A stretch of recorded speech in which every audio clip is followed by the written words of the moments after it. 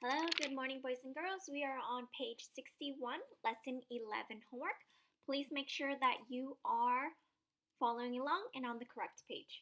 So, for number one, it says here generate equivalent fractions to get like units. Remember, the word equivalent means equal. So, they're asking you to generate equal fractions to get like units. The like units are the units on the bottom, which is called your denominator. And then they're asking you to subtract after you get your like units. So that's what we're going to be doing today. So the first question we have here is 1/2 minus 1/5. So my denominators are 2 and 5. So I found my multiples for 2 and 5. For 2, I have 2, 4, 6, 8, 10, 12. For 5, I have 5, 10, 15, 20, 25. Notice that 10 and 10 are like common denominators. So I'm going to multiply my denominator to get 10. So I'm multiplying 2 times what? I'm thinking in my head is equal to 10. So 2 times 5 is equal to 10. And on this side, 5 times what is equal to 10? I'm thinking in my head, 5 times 2 is equal to 10. Now, what if you don't know and you're not sure? Then you can always look at your multiplication chart and see where the common factors are. That's why you have it. So if you don't know how to multiply something, you can always look. 2 times 2 is equal to 4.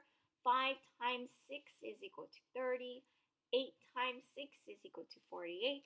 So you can always use your multiplication chart, which I put into your resource packet. Now, I'm going to multiply. 5 times 1 is equal to 5. 5 times 2 is equal to 10.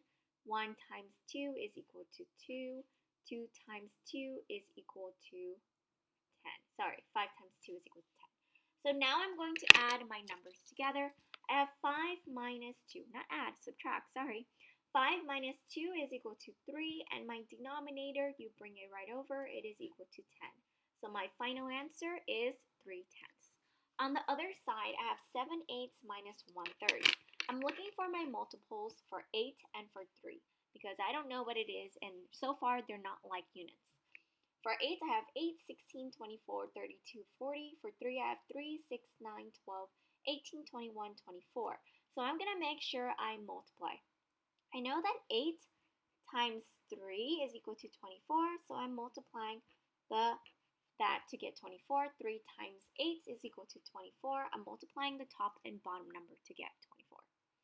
3 times 7 is equal to 21. 3 times 8 is equal to 24. Subtract. 1 times 8 is equal to 8, and 3 times 8 is equal to 24. So now I am going to subtract, okay? So I'm going to subtract 21 minus 8, which is equal to 13. So I'm writing down 13. And my denominator stays the same. It is going to be 24. Now I'm looking at my fraction here, 13 and 24, and I'm thinking in my head, can I simplify this fraction any further? Well, 13 doesn't go into any multiples. And I also know that 24 does, but 13 doesn't. So I'm going to leave it as is. That is my final answer. And I can't change it into a mixed number because my numerator is smaller than my denominator, so I don't need to do that. So now I'm moving on to problem C. For problem C, I have 7/10 minus 3/5. And I'm looking for my multiples for my 10 and my 5, and I notice that 10 is the common multiple. So 10 is already fine, I don't have to change that one, but I do need to change 5 to make it into 10. I know that 5 times 2 is equal to 10, so that's what I'm multiplying. So I bring down 7/10 just the way it is, and on this side I'm multiplying. 3 times 2 is equal to 6, and 5 times 2 is equal to 10. 7 minus 6 is equal to 1, and my denominator is going to be 10. So my final answer is equal to 1/10.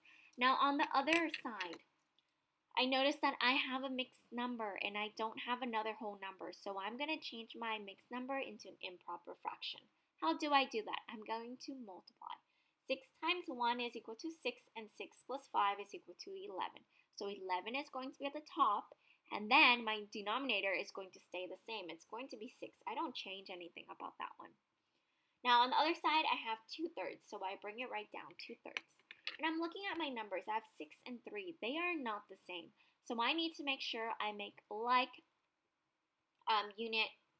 units in order to subtract. So for 6, I have my multiples of 6, 12, 18. For 3, I have 3, 6, 9. So what I'm going to do is I'm going to multiply to get 6. This side, 11, 6 is fine the way it is, so I'm leaving it alone. This side, I need to change. 3 times what is going to give me 6? 3 times 2 is going to give me 6. So now I have 11, 6 minus 4, 6. Okay? Now, my denominator stays the same, so I don't need to change anything about that. I just bring the 6 right over. And for 11 minus 4, I get 7. Now, looking at this number, I'm looking at it and I'm thinking, Ms. Tran, I noticed that the 7 in the numerator is bigger than the 6 in the denominator. So what do you need to do? You need to make sure you change it into a mixed number, okay? Because your next test is going to have mixed numbers, so you need to make sure you divide. So, remember what I told you, this bar is a division bar. So I have 7 divided by 6. 7 divided by 6. How many times can 6 go into 7? 1 time. Subtract. 7 minus 6 is 1. My 1 turns to my numerator, or that remainder turns into the numerator. And my 6 is going to be my denominator. So my final answer is 1 and 1/6. Okay? Now I'm going to move on to problem E. For problem E, I noticed that I have mixed numbers. So what I'm going to do with those is I'm going to put those together and subtract first. So I have 2 minus 1. 2 minus 1 is equal to 1, so I brought down my 1. And now I have 1/4 minus 1/5. I need to make sure that I multiply my numbers because 4 and 5 are not the same. They are not like units. So my like units for 4 and 5, when I look for my multiples, I notice it is 20. So I'm going to multiply 4 times 5 to get 20 on the top and bottom. What you do on the bottom, you must do to the top. On the other side, 5 times 4 is equal to 20. Notice that these are alike, right? What I do to the bottom, I must do to the top. So now I'm going to solve. 5 times 1 is equal to 5. 5 times 4 is equal to 20. 1 times 4 is equal to 4. And 5 times 4 is equal to 20. Now I have 1. Don't forget that 1. Minus 5 20s minus 4 20s. Okay, so make sure you guys are writing that down. And now I'm going to subtract. What is 5 minus 4? 5 minus 4 is equal to 1. So what I'm going to get is 1/20. Okay, and how about that 1? For that 1, I'm just going to bring it right over. So I have 1 and 1/20 as my final answer.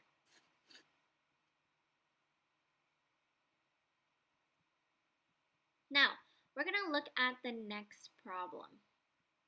For the next problem, I noticed that I have 15 and 5/8 minus 3 and 1/3. For that one, I want to make sure that I look at the whole numbers first, and I'm looking at the wrong one.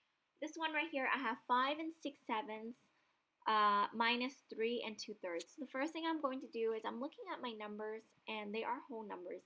I need to make sure that I am subtracting correctly.